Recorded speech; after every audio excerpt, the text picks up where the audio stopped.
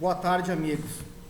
No vídeo de hoje nós vamos falar sobre a mais-valia, a teoria da mais-valia de Karl Marx e a refutação que a escola austríaca fez com a mais-valia. A mais-valia diz que o capitalista explora o trabalhador porque não paga para o trabalhador o valor correto, calculado de acordo com as horas trabalhadas do empregado. Então, por exemplo, pegando o valor das horas trabalhadas do empregado e o valor final da mercadoria,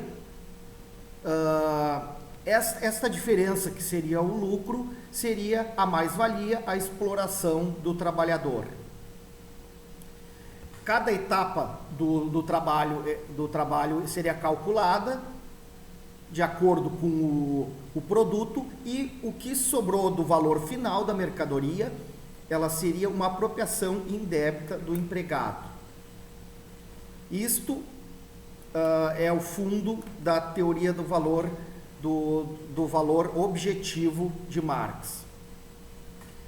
A escola austríaca, através de Karl Menger, refutou a teoria do valor-trabalho.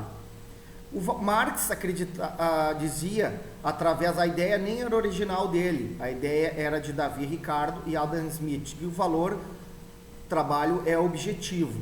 Karl Menger refutou dizendo que o valor-trabalho ele não é objetivo, ele é subjetivo, porque o que importa é o que as pessoas atribuem de valor ao produto. Então não importa o valor das horas despendidas de trabalho, se aquele produto ele não tem valor nenhum, ele não é valorado. Então vejam que é o contrário. Marx ele pega os custos de produção e calcula. Esse é o do valor objetivo.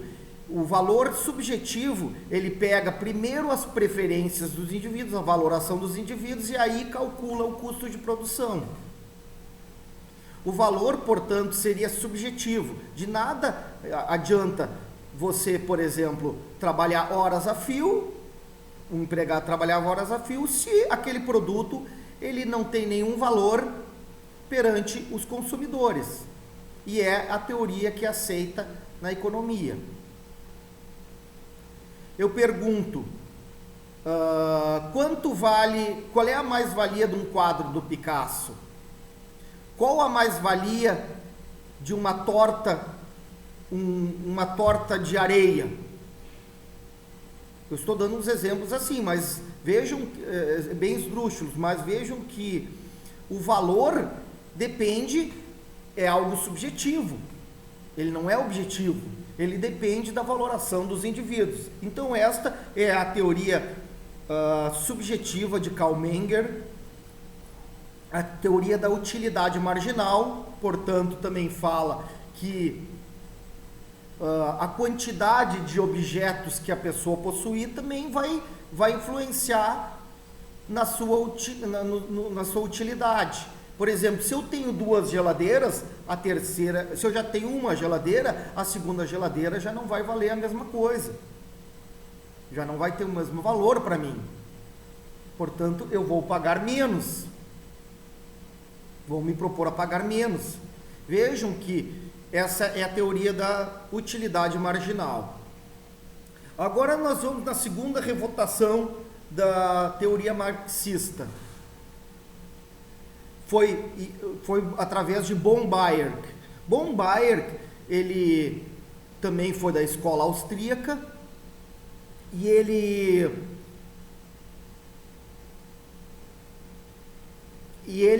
criou uma teoria muito interessante das preferências temporais.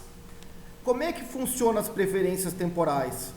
O empregador, ele tem uma baixa preferência temporal, e o empregado ele tem uma alta preferência temporal, no sentido que é o seguinte: o empregador ele deixa,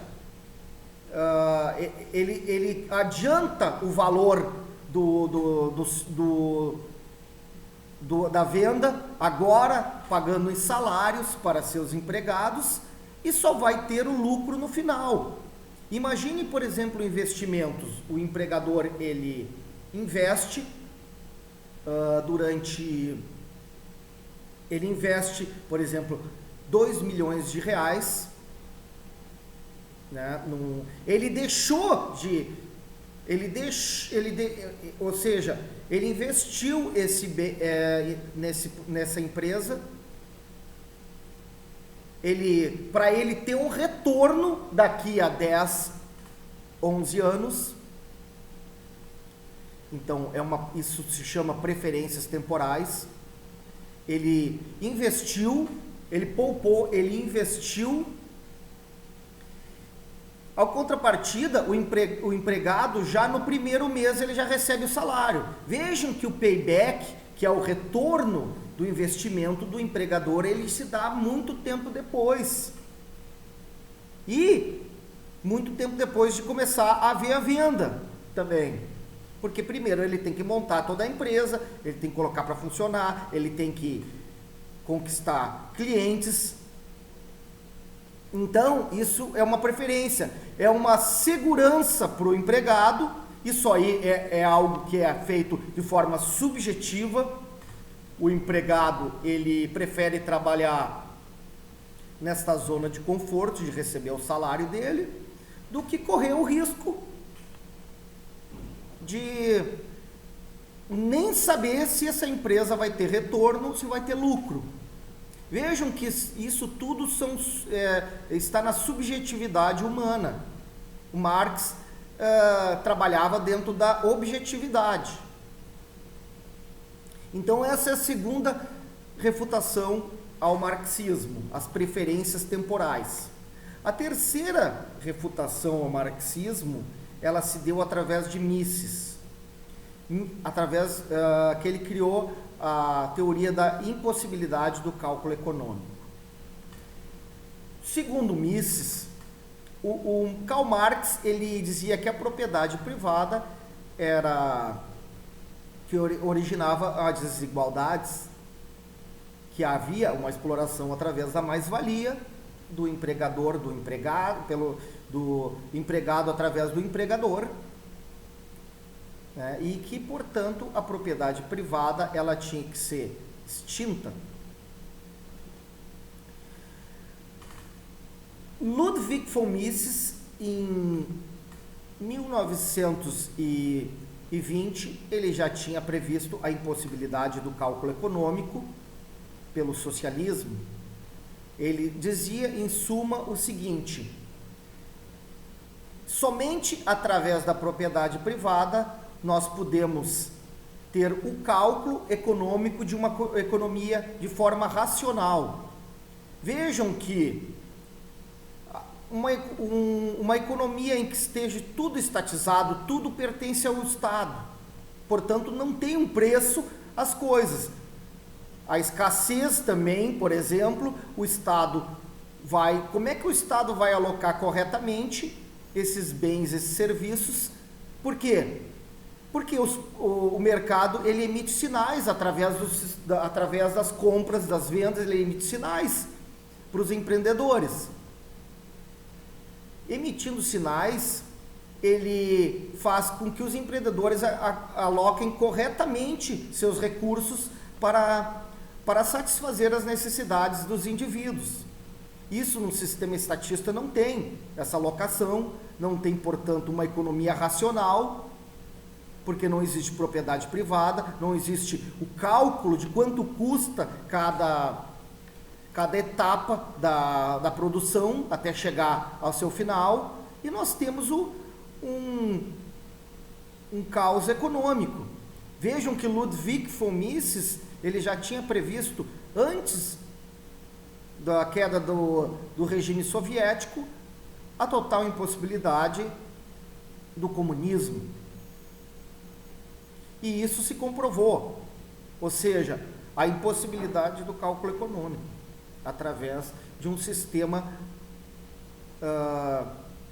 de propriedade coletiva. Somente a propriedade privada, portanto, ela pode fazer o cálculo correto das etapas da produção e fazer com que os empreendedores, de forma racional, aloquem os recursos, né, para atender às necessidades. E é o que nós vemos, por exemplo, nos países comunistas, mais socialistas, nós temos todo um sistema, uma questão da escassez de produtos, porque o Estado, ele detém tudo, ele não sabe quais são as preferências dos indivíduos, mesmo que nós tivéssemos aí gênios, burocratas gênios, eles não têm como saber as preferências dos indivíduos, justamente porque não tem um sistema de preços. Os preços, eles emitem sinais para o mercado. E é o que aconteceu na prática. Vejam que todos os sistemas, o socialismo, o marxismo, portanto, ele fere as leis da economia. E é por isso que, economicamente, ele nunca vai funcionar. E não adianta a gente chegar e dizer e tentar cada vez mais dizer que deturparam Marx, porque na verdade é uma questão bem básica, econômica. O socialismo, ele promete uma distribuição igualitária, ele promete resolver os problemas da pobreza, mas ele passa por cima de leis econômicas, como eu citei agora. Ele passa de cima de leis econômicas, ele deturpa toda a economia. Então, meus amigos, o que eu tinha para dizer sobre a escola austríaca e a refutação do comunismo é isso. Muito obrigado.